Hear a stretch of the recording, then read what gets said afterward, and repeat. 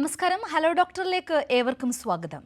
നിപ്പയെ എങ്ങനെ പ്രതിരോധിക്കാം എന്ന വിഷയമാണ് ഇന്ന് ഹലോ ഡോക്ടർ സംസാരിക്കുന്നത്.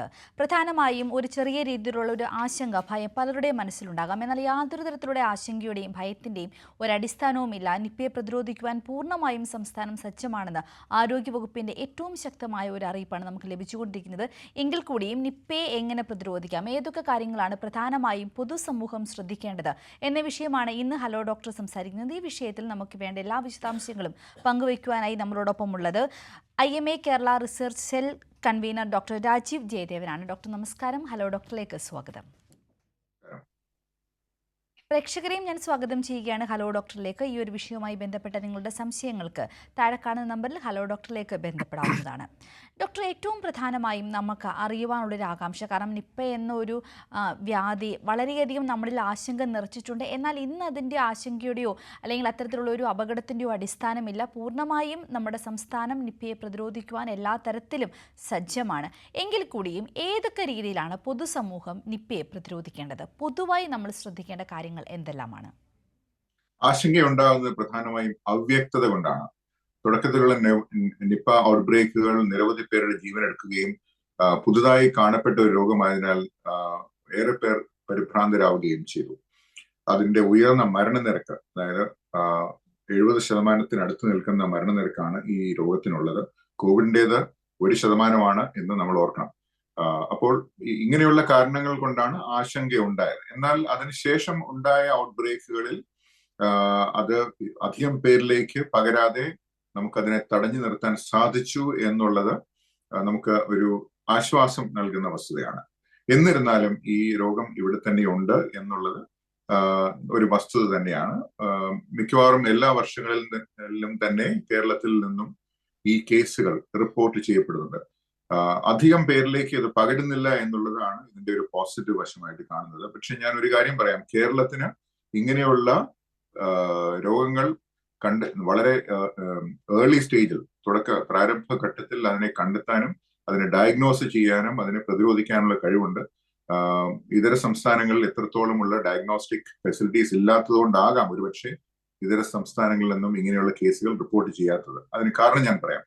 നിപ്പ ഉണ്ടാക്കുന്നത് ഒരു എൻകെഫലൈറ്റിസ് എന്ന് പറയുന്ന ഒരു രോഗമാണ്. പ്രധാനമായും ശ്വാസകോശത്തെയും ബാധിക്കും. എങ്കിലും മരണമുണ്ടാക്കുന്നത് പ്രധാനമായും എൻകെഫലൈറ്റിസ്, അതായത് നമ്മുടെ തലച്ചോറിനെ സീരിയസ് ആയിട്ട് ബാധിക്കുന്ന, ഏകദേശം റേബീസ് നമുക്കറിയാം തലച്ചോറിനെ ബാധിക്കുന്ന ഗുരുതര രോഗമാണ്. അതുപോലെ തന്നെ തലച്ചോറിനെ ബാധിക്കുന്ന അനേകം വൈറസുകളുണ്ട്. അതിന്റെ പട്ടിക നോക്കിക്കഴിഞ്ഞാൽ 1 ഡസനിൽ കൂടുതൽ വൈറസുകൾ തലച്ചോറിനെ സാരമായി ബാധിക്കുന്നുണ്ട്. നമ്മുടെ മീസിൽസ് വൈറസ് പോലും, മംസ് വൈറസ് പോലും അതിൽ പെടുന്നുണ്ട്.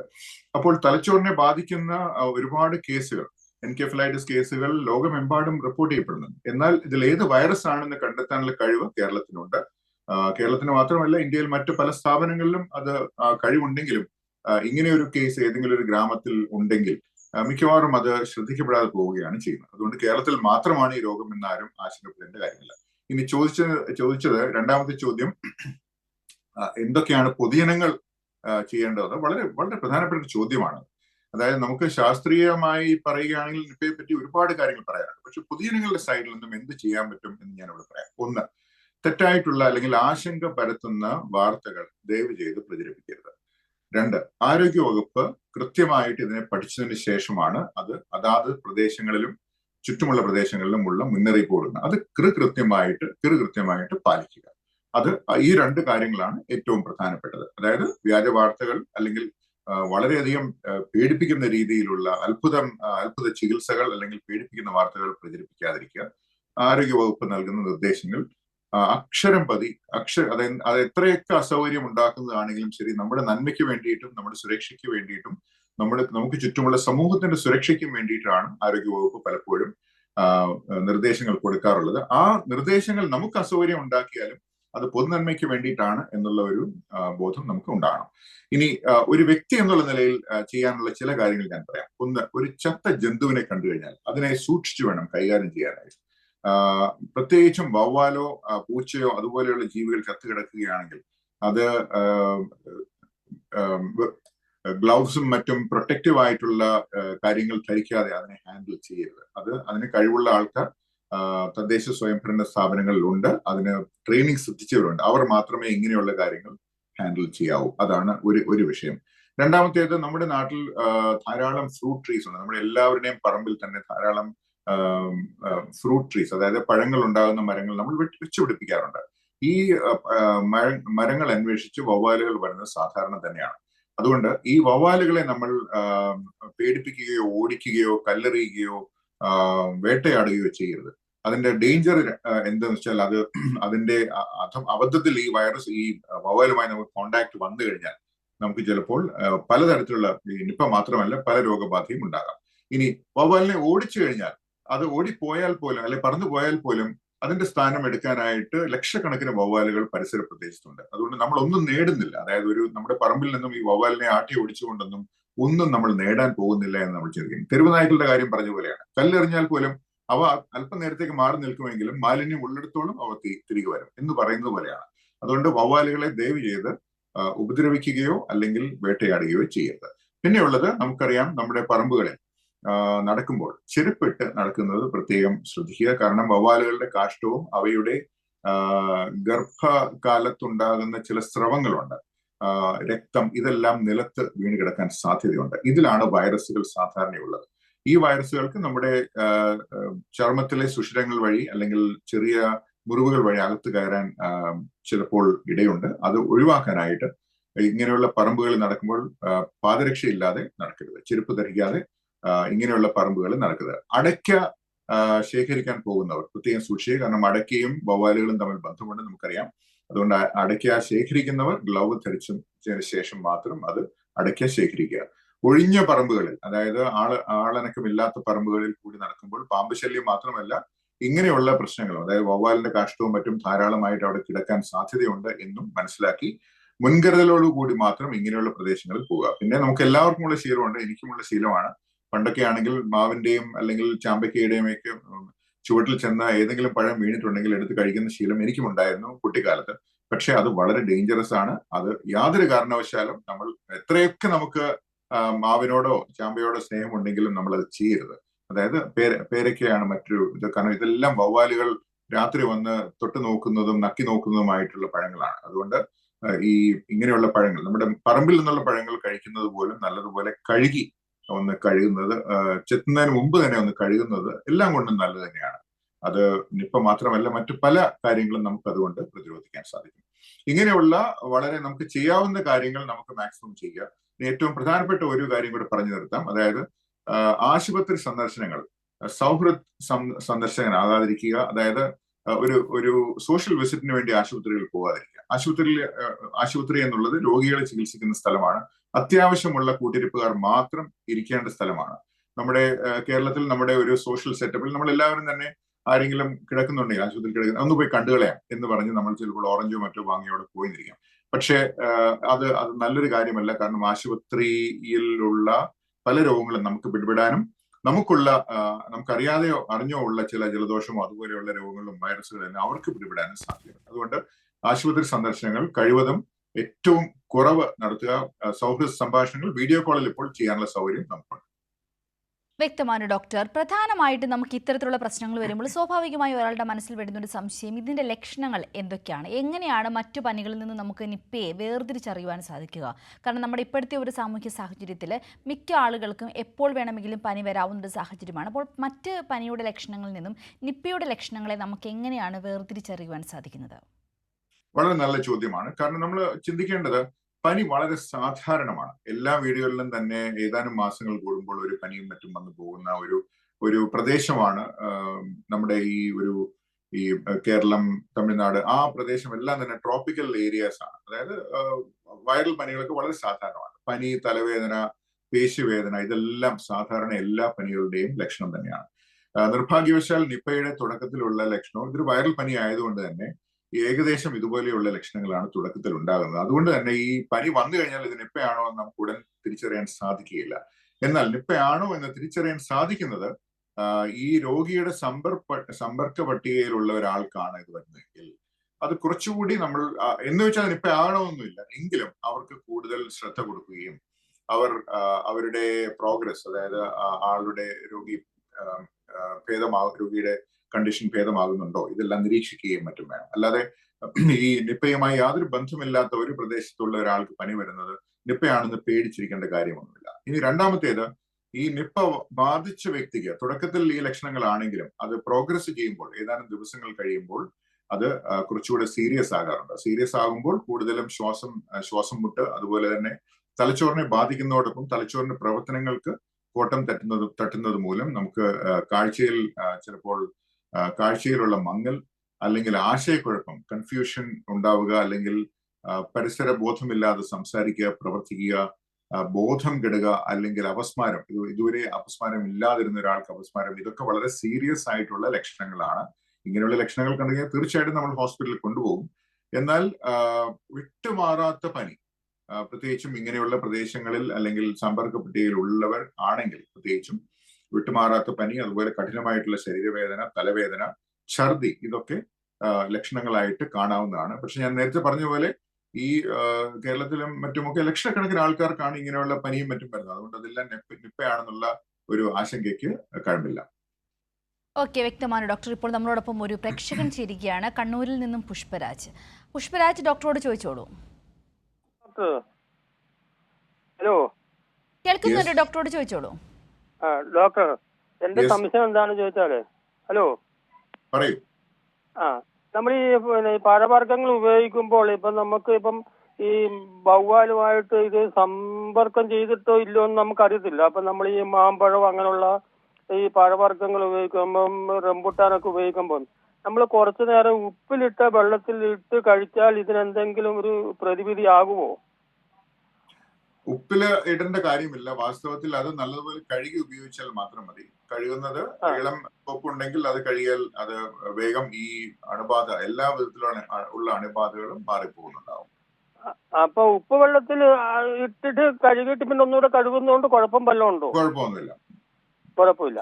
അപ്പൊ നമുക്ക് ചോദ്യത്തിന്റെ ഉത്തരം ഞാൻ പറയാം. ചോദ്യത്തിന്റെ ഉത്തരം ഇതാണ്. അതായത് ഇപ്പൊ നമ്മളിപ്പോ ഒരു പഴം നമ്മുടെ വീട്ടിൽ നിന്നും പറിച്ചെടുക്കുകയാണ്, മാങ്ങ പറിച്ചെടുക്കുകയാണ്. ഇപ്പൊ മാമ്പഴക്കാലമാണ്, മാമ്പഴം പറിച്ചെടുക്കുകയാണ്. ഇതിൽ ആരെങ്കിലും മാന്തിയ പാടുണ്ടെങ്കിൽ, ഇപ്പൊ അതുപോലെ ചാമ്പയ്ക്ക പറിച്ചെടുക്കുകയാണ്, അതിൽ എന്തെങ്കിലും ഒരു സുഷിരമുണ്ടെങ്കിൽ അല്ലെങ്കിൽ ഒരു മുറിപ്പാടുണ്ടെങ്കിൽ അതങ്ങ് കളഞ്ഞേക്കുക. നമുക്ക് കളയാൻ വിഷമമാണ്, എനിക്കറിയാം. ഞാൻ ഇതെല്ലാം ചെയ്തിട്ടുള്ള ആളാണെന്ന് ഞാൻ പറയാം. നമുക്ക് കളയാൻ വിഷമമാണ്, പക്ഷെ ഒരു വിഷമവും വിചാരിക്കേണ്ട.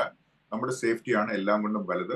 എന്തെങ്കിലും ഒരു മുറിവ് പറ്റിയിട്ടുള്ള ഒരു പഴമാണെങ്കിൽ അത് കഴിക്കാതിരിക്കുന്നതാണ് എല്ലാം കൊണ്ടും നല്ലത്. ഇത് വവ്വാലിൽ നിന്നാണ് വരുന്നത് നമുക്ക് ഇതുവരെ സ്ഥിരീകരിച്ചിട്ടുണ്ടോ? ഒരു സംശയം ചോദിക്കുന്നതാണ് ഡോക്ടർ. അതെ, ഇത് വവ്വാലിൽ നിന്ന് തന്നെയാണ്. കാരണം വവ്വാലിൽ സ്വാഭാവികമായിട്ട് സർക്കുലേറ്റ് ചെയ്യുന്ന ഒരു വൈറസ് ആണ് ഈ നിപ്പ. നിപ്പ അവയെ കൊന്നൊടുക്കുന്നില്ല. അതായത് ഒരു മനുഷ്യജീവിയെ ഇത് നിപ്പ ബാധിച്ചു കഴിഞ്ഞാൽ അതിൽ 70% മരണസാധ്യതയുണ്ട്. ഈ മരണസാധ്യത കൊണ്ട് തന്നെയാണ് ഇത് മനുഷ്യരിൽ അധികം പകരാത്തത്. കാരണം രോഗം പരത്തുന്ന ആൾ മരിച്ചു പോയി കഴിഞ്ഞാൽ മറ്റുള്ളവരിലേക്ക് ഈ വൈറസിന് പോകാൻ പറ്റുകയില്ലല്ലോ. എന്ന് പറയുന്നത് പോലെ ഈ വവ്വാലുകളിൽ ഇത് മരണത്തിന് ഒരു കാരണമാകുന്നില്ലാത്തതിനാൽ ഈ വവ്വാലുകൾ കൂട്ടമായിട്ടാണ് ഗുഹകളിലും മറ്റും തങ്ങുന്നത്, അല്ലെങ്കിൽ മരങ്ങളിൽ തങ്ങുന്നത്.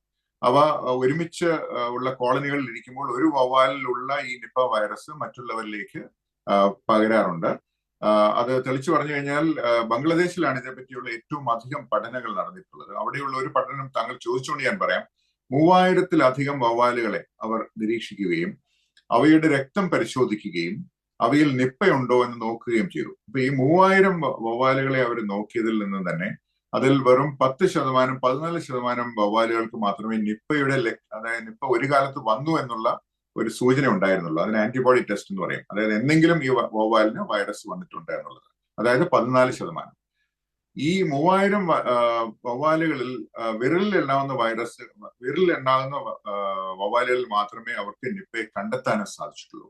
അതുകൊണ്ട് ഇതിന്റെ മോറൽ ഓഫ് സ്റ്റോറി എന്ന് പറയുന്നത്, നമ്മളൊരു വവ്വാലിനെ കണ്ടു കഴിഞ്ഞാൽ അതിനകത്ത് നിപ്പ ഉണ്ടെന്ന് അർത്ഥമില്ല. എങ്കിലും അതിന് നിപ്പ വന്ന് പോയിട്ടുണ്ടാകാം, പക്ഷെ അതിനുണ്ടോ ഇല്ലേ എന്ന് നമുക്ക് സ്ഥിരീകരിക്കാൻ സാധിക്കുകയില്ല.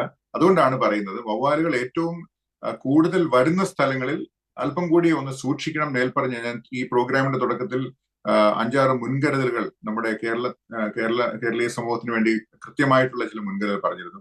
അത് എടുത്തു കഴിഞ്ഞാൽ നമുക്ക് ഇതിന്റെ ഇങ്ങനെയുള്ള അപൂർവമായിട്ടുള്ള ഈ രോഗം പിടിപെടാനുള്ള സാധ്യത അതിലും കുറയ്ക്കാൻ സാധിക്കും. ശരി, പ്രേക്ഷകന് മനസ്സിലായി എന്നാണ് ഞാൻ വിശ്വസിക്കുന്നത്. ഡോക്ടർ, ഇതുമായി ബന്ധപ്പെട്ട് ധാരാളം സംശയങ്ങൾ ഇനിയും ഉണ്ട് നമുക്ക് സംസാരിക്കാൻ വേണ്ടിയിട്ട്. അതിനു മുമ്പായി ഒരു ഇടവേളയിലേക്ക്.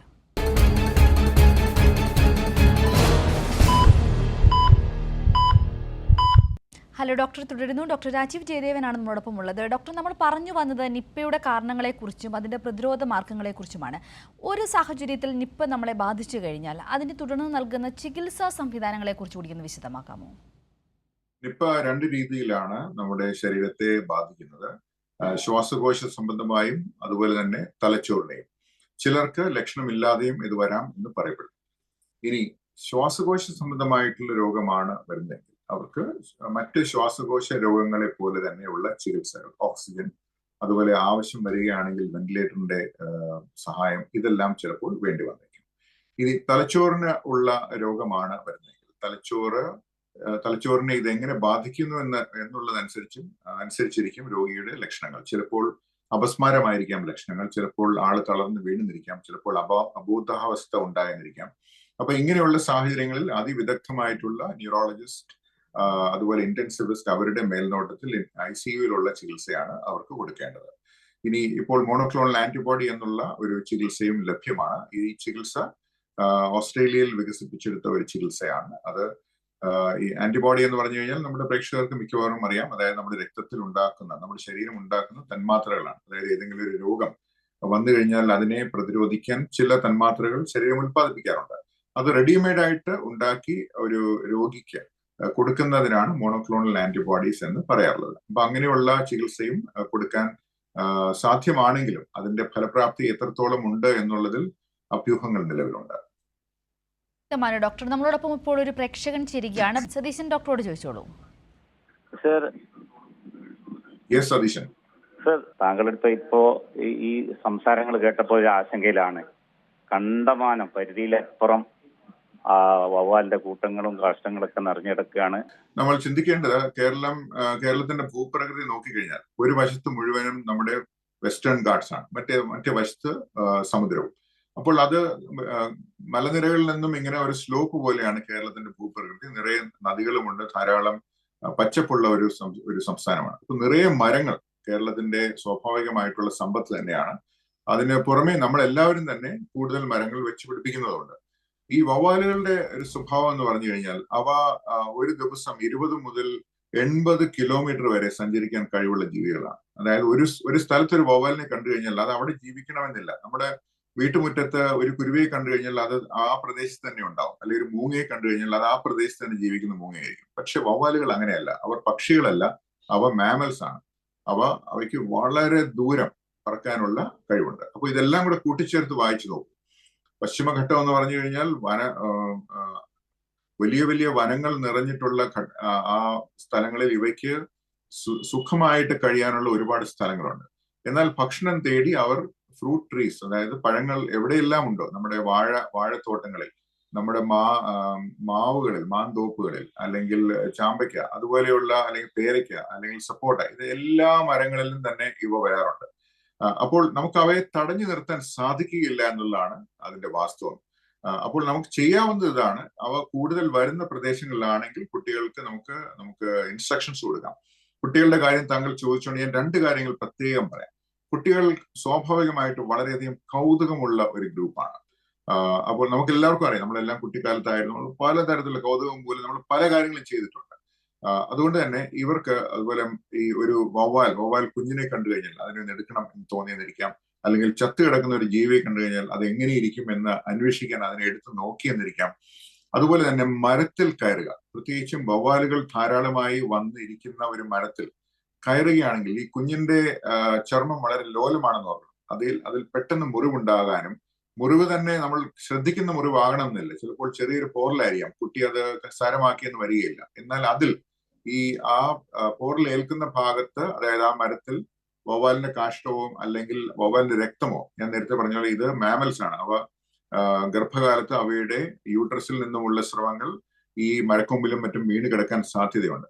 അപ്പോൾ കുട്ടികളോട് ഇങ്ങനെയുള്ള പ്രദേശങ്ങളിൽ മരം കയറരുത് എന്ന് പറയുക. അതുപോലെ തന്നെ നിലത്തുകൂടി നടക്കുമ്പോഴോ കളിക്കുമ്പോഴോ നിർബന്ധമായും ചെരുപ്പിടണം എന്ന് പറയുക. ചത്ത ജീവികളെ കണ്ടാൽ തുടരുത് എന്ന് പറയുക. ഇത്രയും കാര്യങ്ങൾ ചെയ്തു കഴിഞ്ഞാൽ കുട്ടികൾക്ക് ഇത് വരും എന്ന് ഞാൻ വിശ്വസിക്കുന്നില്ല. താങ്കൾ കുട്ടികളുടെ കാര്യം പറഞ്ഞുകൊണ്ട് ഞാൻ പ്രത്യേകം പറഞ്ഞതേ ഉള്ളൂ. ആവർത്തിച്ച് പറയുകയാണ്, വവ്വാലുകളെ ആട്ടി ഓടിക്കുന്നത് വിഫലമാണ് എന്ന് മാത്രമല്ല അത് അപകടകരം കൂടിയാണ്. പ്രേക്ഷകന് വ്യക്തമായി എന്നാണ് കരുതുന്നത്. ഡോക്ടർ, ഈ പറഞ്ഞ പോലുള്ള പലതരത്തിലുള്ള ആശങ്കകളാണ് നമുക്ക് ഈ നിപ്പ എന്നൊരു രോഗാവസ്ഥയെക്കുറിച്ച് ഓർക്കുമ്പോൾ തന്നെ മനസ്സിൽ വരിക.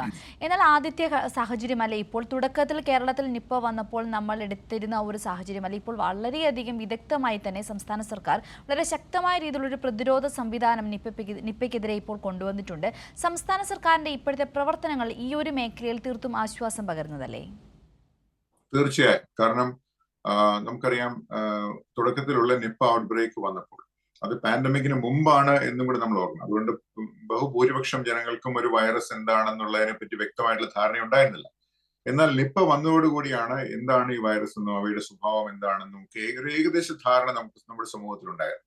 ആ ധാരണ തന്നെ നമുക്ക് കോവിഡിനെ പ്രതിരോധിക്കാൻ തുണയായി എന്ന് നമുക്ക് പറയേണ്ടിയിരിക്കുന്നു. കാരണം ഒരു രോഗത്തെ പ്രതിരോധിക്കാൻ എന്തെല്ലാം നമുക്ക് അടിസ്ഥാനപരമായി ചെയ്യാം എന്നുള്ളതെല്ലാം നമുക്ക് അറിയാമായിരുന്നു എന്നുള്ളതാണ് അതിന്റെ വാസ്തവം. അപ്പോൾ മഹാമാരി ഇപ്പോൾ അത്യാവശ്യം വളരെയധികം കുറഞ്ഞ് നിൽക്കുന്ന ഒരു അവസരമായതിനാൽ എല്ലാവർക്കും തന്നെ ഒരു അടിസ്ഥാനപരമായിട്ടുള്ള രോഗപ്രതിരോധ നടപടികൾ എല്ലാവർക്കും തന്നെ അറിയാം. നമ്മുടെ മലയാളികൾ ഇപ്പോൾ ഇങ്ങനെയുള്ള പ്രോഗ്രാംസ് കാണുന്നു, ചാനലുകൾ ഇങ്ങനെയുള്ള പ്രോഗ്രാംസ് കാണിക്കുന്നു. അതിൽ കൃത്യമായിട്ടുള്ള ഉപദേശങ്ങൾ നമുക്ക് കൊടുക്കാൻ സാധിക്കുന്നു. ആരോഗ്യവകുപ്പിന്റേതായിട്ടുള്ള കൃത്യമായിട്ടുള്ള DMOയുടെയും ആരോഗ്യമന്ത്രിയുടെയും മറ്റും കൃത്യമായിട്ടുള്ള നിർദ്ദേശങ്ങൾ എല്ലാ ദിവസവും നമുക്ക് ലഭിക്കുന്നുണ്ട്. അപ്പൊ ഇങ്ങനെയുള്ള നമ്മൾ കോവിഡിനെ തോൽപ്പിച്ചതിന്റെ പ്രധാനപ്പെട്ട ഒരു റീസൺ എന്ന് പറയുന്നത് ഇൻഫർമേഷനാണ്. കൃത്യമായിട്ടുള്ള അറിവ് കൃത്യമായ സമയത്ത് കൊടുക്കേണ്ട രീതിയിൽ കൊടുത്തപ്പോഴാണ് നമുക്ക് കോവിഡിനെ തോൽപ്പിക്കാനായത്. എന്ന് പറയുന്ന പോലെ തന്നെ നിപ്പയുടെ കാര്യത്തിലും അറിവുകൾ കൊടുക്കുകയും അറ്റ് ദ സെയിം ടൈം അതേസമയം ഈ തെറ്റായിട്ടുള്ള ധാരണകൾ തിരുത്തുകയും ചെയ്യുക എന്നുള്ളതാണ് നമ്മൾ ചെയ്യേണ്ടത്. അപ്പോൾ നമ്മുടെ പ്രവർത്തനങ്ങൾ നോക്കിക്കഴിഞ്ഞാൽ ഈ രോഗിയെ കൃത്യമായി അവരെ ഡയഗ്നോസ് ചെയ്യുകയും രോഗിയുടെ സമ്പർക്ക പട്ടിക ഉടൻ തന്നെ തയ്യാറാക്കുകയും ആ സമ്പർക്ക പട്ടികയിൽ തന്നെ ആർക്കാണ് ഹൈ റിസ്ക് ആർക്കാണ് ലോ റിസ്ക് എന്ന് തരംതിരിച്ച് അവർക്ക് കൃത്യമായിട്ട് വേണ്ടുന്ന നിരീക്ഷണവും ഏതെല്ലാം തലത്തിലുള്ള നിരീക്ഷണമാണ് എത്ര കാലം വേണമെന്നെല്ലാം നേരത്തെ എഴുതപ്പെട്ടുള്ള കാര്യങ്ങളാണ്. അതുകൊണ്ട് തന്നെ മാത്രമല്ല പരിസ്ഥിതിയെ പറ്റിയുള്ള പഠനങ്ങൾ നമ്മുടെ സംസ്ഥാനത്ത് നടന്നിട്ടുണ്ട്. വവ്വാലുകളിൽ ഇതിന്റെ സാന്നിധ്യമുണ്ട് എന്ന് നമ്മൾ കൺഫേം ചെയ്തിട്ടുണ്ട്. അതുകൊണ്ട് ഇതിൽ യാതൊരു സംശയമില്ലാത്ത കാര്യമാണ്. നമുക്കറിയാൻ വയ്യാത്തത് ഈ വ്യക്തിക്ക് ഇപ്പോഴുള്ള നിപ്പ രോഗിക്ക് ഇതെങ്ങനെ വന്നു എന്നുള്ളത് ഇപ്പോൾ വ്യക്തമല്ലെങ്കിലും അത് കാലക്രമേണ വ്യക്തമാകും എന്ന് നമുക്ക് പ്രതീക്ഷിക്കാം. ഡോക്ടർ, ഇത്തരത്തിൽ നിപ്പ ഒരു പ്രാവശ്യം നമ്മളെ ബാധിക്കുകയും നമ്മൾ ആ നിപ്പ ബാധയിൽ നിന്ന് പ്രതിരോധിച്ച് അതിൽ നിന്ന് മോചിതനാവുകയും ചെയ്തതിന് ശേഷം നമ്മുടെ തുടർന്നുള്ള ജീവിതത്തിൽ എപ്പോഴെങ്കിലും ഇതിന്റെ ഒരു പ്രവർത്തനങ്ങൾ ഉണ്ടാവാൻ സാധ്യതയുണ്ടോ? ഏതെങ്കിലും തരത്തിൽ നമ്മുടെ ക്വാളിറ്റി ഓഫ് ലൈഫിനെ ഇത് ബാധിക്കുവാൻ സാധ്യതയുണ്ടോ? വളരെ നല്ല ചോദ്യമാണ്. ഞാൻ നേരത്തെ വൈറൽ എൻകെഫലൈറ്റിസിനെ പറഞ്ഞ കാര്യം ഓർമ്മയുണ്ടാവുമല്ലോ. വൈറൽ എൻകെഫലൈറ്റിസ് എന്ന് പറയുന്നത് വൈറസുകൾ മൂലം നമ്മുടെ തലച്ചോറുകൾക്കുണ്ടാകുന്ന രോഗമാണ്. അതായത് അണുബാധ, തലച്ചോറിൽ ഉണ്ടാകുന്ന അണുബാധ എല്ലാം കൊണ്ടും സീരിയസ് ആണ്. അതിനെ ഒരിക്കലും നമ്മൾ നിസ്സാരമായിട്ട് കാണരുത്. നമുക്കറിയാം എൻകെഫലൈറ്റിസ് വന്ന് നിപ്പ മാത്രമല്ല ഏത് എൻകെഫലൈറ്റിസ് വന്ന് അതിൽ നിന്നും രക്ഷപ്പെട്ട വ്യക്തി, അതായത് ജീവനോടെ രക്ഷപ്പെട്ട വ്യക്തിക്കും ചിലപ്പോൾ പലതരത്തിലുള്ള ആരോഗ്യ പ്രശ്നങ്ങളും ഉണ്ടാകാൻ സാധ്യതയുണ്ട്. ചിലർക്ക് അപസ്മാരം തുടരാൻ സാധ്യതയുണ്ട്. ചിലർക്ക് വീക്ക്നെസ്, അതായത് ശരീരത്തിന്റെ ചില ഭാഗങ്ങൾ അനക്കാൻ അല്ലെങ്കിൽ നടക്കാനുള്ള ബുദ്ധിമുട്ടുകൾ, സംസാരിക്കാനുള്ള ബുദ്ധിമുട്ടുകൾ, അത് നമ്മുടെ തലച്ചോറിന്റെ ഏത് ഭാഗത്താണ് ഇതിന് ക്ഷതമുണ്ടായത് എന്നുള്ളതനുസരിച്ചിരിക്കും. നമ്മുടെ തലച്ചോറ് എന്ന് പറയുന്നത് വലിയൊരു മാപ്പാണ്. ആ മാപ്പിന്റെ പല ഭാഗങ്ങളും പല കാര്യങ്ങളെയാണ് കൺട്രോൾ ചെയ്യുന്നത്. ഇപ്പൊ ഉദാഹരണത്തിന് ഒരു ഭാഗം എന്ന് പറയുന്നത് ഞാനിപ്പോ സംസാരിച്ചുകൊണ്ടിരിക്കുകയാണ്. ഈ സംസാരിച്ചുകൊണ്ടിരിക്കുമ്പോൾ തലച്ചോറിന്റെ ഒരു ഭാഗമാണ് അതിനെ കൺട്രോൾ ചെയ്യുന്നത്. നേരെ വെച്ച് നമ്മൾ കാണുന്നത് തലച്ചോറിന്റെ മറ്റൊരു ഭാഗത്തു നിന്നാണ് കൺട്രോൾ ചെയ്യുന്നത്. നമ്മൾ കേൾക്കുന്നത് വേറൊരു ഭാഗമാണ് കൺട്രോൾ ചെയ്യുന്നത്. അപ്പൊ ഏതൊരു ഭാഗത്താണ് ഈ പ്രശ്നം ഉണ്ടായത് എന്നുള്ളതനുസരിച്ചിരിക്കും ഈ രോഗിയുടെ പിൽക്കാലത്തുള്ള ആരോഗ്യ നില, അതുപോലെ തന്നെ ലക്ഷണങ്ങൾ ഇതെല്ലാം. എങ്കിലും ഫിസിയോതെറപ്പി, അതുപോലെ തന്നെ തുടർന്നുള്ള സപ്പോർട്ട്, സോഷ്യൽ സപ്പോർട്ട്, ഇതെല്ലാം കൊണ്ട് തന്നെ ഇവർക്ക് മെച്ചപ്പെട്ട രീതിയിൽ അത് മുമ്പോട്ട് പോകാൻ ഒരു അവസരമുണ്ട് എന്നുള്ളത് ശരിയാണെങ്കിലും എൻകെഫലൈറ്റിസ് വന്നുപോയ പലരും തന്നെ അങ്ങനെ അല്ലാത്ത അവസ്ഥയിലും ആയിട്ടുണ്ട് എന്ന് പറയേണ്ടതുണ്ട്. ഡോക്ടർ, ഇപ്പോൾ നമ്മൾ പ്രധാനമായും ഇന്നത്തെ ഒരു ആരോഗ്യ മേഖലയെ ലക്ഷ്യം വെക്കുന്നത് വാക്സിനുകളിലൂടെയുള്ള പ്രതിരോധമാണല്ലോ. ഇപ്പോൾ കോവിഡിന് പ്രതിരോധ വാക്സിനുണ്ട്, അതുപോലെ മറ്റു പല അസുഖങ്ങൾക്കും പ്രതിരോധ വാക്സിനുണ്ട്. നിപ്പയുടെ പ്രതിരോധ വാക്സിന്റെ പ്രവർത്തനം എത്രത്തോളമാണ്, അല്ലെങ്കിൽ അങ്ങനെ ഒരു വാക്സിൻ ഇന്ന് അവൈലബിൾ ആണോ? അങ്ങനെ ഒരു വാക്സിൻ ഇപ്പോൾ അവൈലബിൾ അല്ല. ഇനി വാക്സിന്റെ കാര്യം ഞാൻ പറയാം. എല്ലാ എല്ലാ അണുബാധയ്ക്കെതിരെയും വാക്സിൻ ഉണ്ടാക്കാൻ സാധിക്കുകയില്ല. നമുക്ക് വാക്സിൻ ഉണ്ടാക്കാൻ സാധിക്കുന്ന ചില അണുബാധകൾ മാത്രമേ ഉള്ളൂ. അവയ്ക്കെതിരെ അത്യാവശ്യം എല്ലാ രോഗങ്ങൾക്കും എതിരെ തന്നെ സാധ്യമായിട്ടുള്ള എല്ലാ രോഗങ്ങൾക്കും എതിരെ നമ്മൾ വാക്സിൻ ഉണ്ടാക്കിയിട്ടുണ്ട്. കോവിഡ് ഒരു പുതിയ വൈറസ് ആയിരുന്നു. അപ്പൊ അതിനുവേണ്ടി അതിവേഗത്തിൽ mRNA ടെക്നോളജി ഉപയോഗിച്ച് മറ്റ് പല നൂതന ടെക്നോളജികൾ ഉപയോഗിച്ച് വാക്സിൻ ഉണ്ടാക്കാൻ സാധിച്ചു എന്നുള്ളത് ശരിയാണ്. എങ്കിലും ചില വൈറസുകൾക്കെതിരെ വാക്സിൻ സാധിക്കുകയില്ല. ഇനി രണ്ടാമത്തെ കാര്യം എന്ന് പറയുന്നത് ഇതിൽ ഏറ്റവും പ്രധാനപ്പെട്ട കാര്യം, നിപ്പ എന്നുള്ളത് വളരെ അപൂർവമായിട്ട് മാത്രം ഉണ്ടാകുന്ന ഒരു രോഗമാണ്. അതായത് കേരളത്തിൽ ഇപ്പോൾ 3.4 crore, അതായത് ഒരു 340 ലക്ഷം ആൾക്കാർ ജീവിക്കുന്ന ഒരു പ്രദേശമാണ് കേരളം. അപ്പോൾ അതിൽ ഒരു വർഷം 1-2 പേർക്കാണ് ഇത് വരുന്നതെങ്കിൽ ഈ 340 ലക്ഷം പേർക്കും വാക്സിൻ കൊടുക്കുന്നതിൽ എന്തെങ്കിലും കഴിവുണ്ടോ? അത് ഇല്ല എന്നാണ് എന്റെ അഭിപ്രായം. അതുകൊണ്ട് തന്നെ വാക്സിൻ സാധ്യമാണോ എന്നുള്ള ചോദ്യത്തിന് പല മാനദണ്ഡങ്ങളുണ്ട്. ഒന്ന്, ഈ രോഗം കോമൺ ആയിരിക്കണം. അതായത് നമ്മൾ പ്രതീക്ഷിക്കാതെ ഇത് നിരവധി പേർക്ക് വരികയും അത് വ്യാപകമായിട്ടുള്ള നാശനഷ്ടങ്ങൾ ഉണ്ടാക്കുകയും ചെയ്യാം. ഉദാഹരണത്തിന് കോവിഡ് മഹാമാരി ലോകത്തിൽ അത്യാവശ്യം എല്ലാവർക്കും തന്നെ വന്നതാണ്. 1% ആയിരുന്നു അതിന്റെ മരണനിരക്കെങ്കിലും തുടക്കത്തിൽ. ഒരുപാട് പേർക്ക് വന്നതുകൊണ്ടാണ് ലോകത്ത് നമുക്കറിയാം 70 ലക്ഷം പേരാണ് മിനിമം മരണപ്പെട്ടത്. വാസ്തവത്തിലുള്ള സംഖ്യ ഒരുപക്ഷെ 400 ലക്ഷം ആകാം എന്ന് കരുതപ്പെടുന്നു. എങ്കിലും ഇത്രയും പേർ മരണപ്പെടാനുള്ള ഒരു കാരണം അത് അതിവേഗം വ്യാപിക്കുന്നു എന്നുള്ളതാണ്. നിപ്പ അങ്ങനെയല്ല. നിപ്പ ഒരാളിൽ നിന്നും മറ്റൊരാളിലേക്ക് അതിവേഗം വ്യാപിക്കുകയില്ല. അതിനുള്ള കാരണം ഞാൻ പറയാം. നിപ്പയുടെ R0 എന്നുള്ള നമ്പർ ഉണ്ട്. എല്ലാ വൈറസുകൾക്കും R0 എന്ന് പറയുന്ന നമ്പർ കൊടുത്തിട്ടുണ്ട്. ഇതിന്റെ നമ്പർ എന്ന് പറയുന്നത് 0.4 ആണ്. അതായത് 1-ൽ താഴെ. നമുക്കറിയാം 1-ൽ താഴെ എന്ന് പറഞ്ഞു കഴിഞ്ഞാൽ ഇറ്റ്സ് ബിലോ 1, അതായത് 0.4. അത് തെളിച്ചു പറഞ്ഞു കഴിഞ്ഞാൽ അതിന്റെ അർത്ഥം 10 പേർക്ക് നിപ്പ വന്നു സങ്കല്പിക്കുക. ഈ 10 പേരിൽ നിന്നും ഇത് 4 പേരിലേക്ക് വ്യാപിക്കുകയുള്ളൂ. ഈ 4 പേരിൽ നിന്നും ഇത് 2 പേരിലേക്ക് വ്യാപിച്ച് പിന്നെ അത് കെട്ടടങ്ങുകയാണ് പതിവ്. നേരെ മറിച്ച് കോവിഡിന്റെ ആണെങ്കിൽ R0 2 to 3 ആണ്. അതായത് 10 പേർക്ക് വന്നു കഴിഞ്ഞാൽ അത് അടുത്ത നിമിഷം അത് 20 പേരാവുകയും ആ 20 പേരിൽ നിന്ന് 40 ആവുകയും ചെയ്യും. ഇതുകൊണ്ടാണ് കോവിഡ് ഒരുപാട് പേരിലേക്ക് വ്യാപിച്ചത്. നിപ്പ അങ്ങനെയുള്ള രോഗമല്ല. അതെ, വ്യക്തമാണ് ഡോക്ടർ. താരതമ്യേന നമുക്ക് മനസ്സിലാക്കുവാൻ സാധിക്കുന്നത് ഭയമല്ല, ജാഗ്രതയും പ്രതിരോധവുമാണ് നിപ്പയ്ക്കെതിരെ ഏറ്റവും പ്രധാനമായിട്ടും വേണ്ടതെന്നാണ് നമുക്ക് മനസ്സിലാക്കുവാൻ സാധിക്കുന്നത്. സമയക്കുറവ് മൂലമാണ് ഞാൻ ഇടപെട്ടത്. ഹലോ ഡോക്ടറിന്റെ ഈ ഒരു അധ്യായം ഇവിടെ അവസാനിക്കാനുള്ള സമയമായിരിക്കുന്നു. നിപ്പയെക്കുറിച്ച് അറിഞ്ഞിരിക്കേണ്ട പ്രധാനപ്പെട്ട കാര്യങ്ങളാണ് ഇന്ന് നമ്മളോട് പങ്കുവെച്ചത്. നമുക്കിപ്പം ഉണ്ടായിരുന്നത് IMA Kerala research cell convener doctor Rajeev ജയദേവനാണ്. ഡോക്ടർ വളരെയധികം നന്ദി. Thank you. ഹലോ ഡോക്ടർ ഇവിടെ പൂർണ്ണമാവുകയാണ്.